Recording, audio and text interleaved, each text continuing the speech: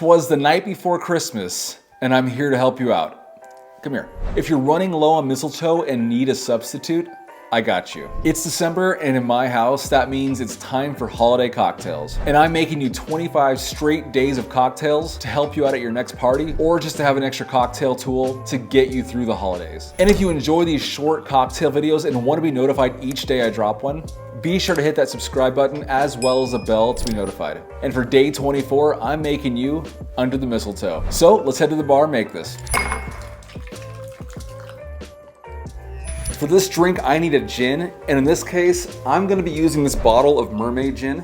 Additionally, I need cranberry juice, simple syrup, and club soda. And to be used as garnish as well as elements for the drink, I'm gonna be using cranberries, a rosemary sprig, and an orange.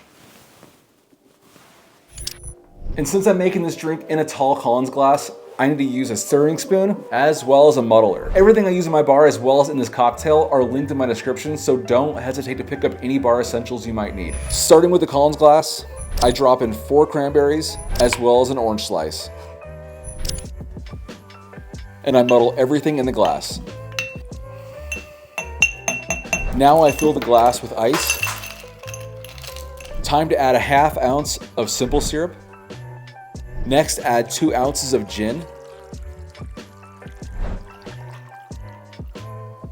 Now I need to add 2 parts cranberry juice to 1 part club soda. And because of this glass's size, that's gonna be 2 ounces of cranberry juice to 1 ounce club soda.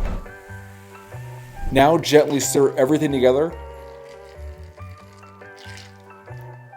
And lastly, garnish with a rosemary sprig and 3 cranberries. And there you have it, Under the Mistletoe. Cheers.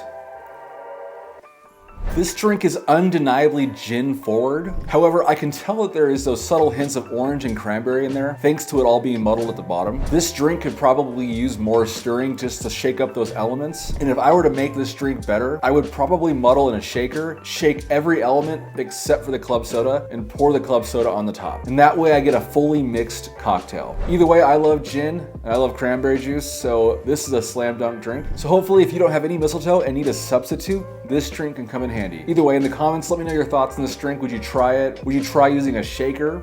Let me know. Additionally, please consider hitting that subscribe button as well as the bell to be notified. I put out new cocktail videos and shorts each week, and the support means a lot. But until next time, cheers.